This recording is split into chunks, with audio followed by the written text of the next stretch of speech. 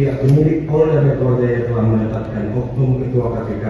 yang pada saat itu yang bernama Firly Bahuri sebagai tersangka atas tindak pidana korupsi dan tindak pidana pemerasan dalam kaitannya dengan penyidikan atas perkara ini, di mana perbuatan tersebut dilakukan terhadap terdakwa yang pada pokoknya menggunakan alasan adanya penyelidikan atas perkara ini, sehingga bila terdakwa tidak memenuhi permintaan oknum tersebut, maka terdakwa akan ditetapkan sebagai tersangka.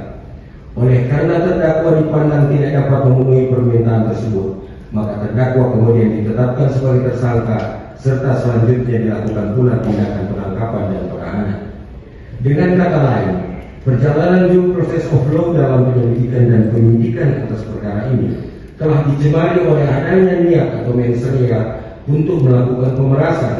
sehingga cukup alasan bila mana dalam perkara atas nama terdakwa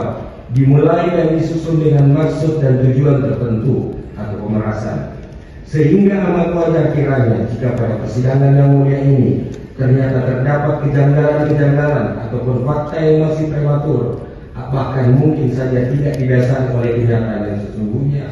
bahkan terkesan telah di-framing dengan mendramatisir secara berlebihan. Oleh karena kita semua telah disuguhkan sesuatu perkara yang sesungguhnya sejak dari awal bukan dimaksudkan sebagai upaya penegakan hukum, namun tidak lain merupakan rangkaian sandiwara karya oknum mantan Ketua KPK Firly Bahuri guna memuluskan rencananya melakukan tindak pidana pemerasan yang dimaksud. Ibarat sebuah syair lagu ciptaan Iwan Fals, maling teriak maling, telah dipertontonkan ke hadapan seluruh rakyat Indonesia, di mana seorang oknum mantan penegak hukum telah menuduh terdakwa sebagai koruptor dalam rangka melakukan pemerasan dalam jabatannya sendiri.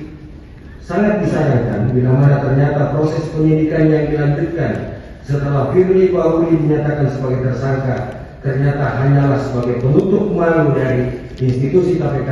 seakan-akan pemerasan tersebut hanya dilakukan oleh seorang oknum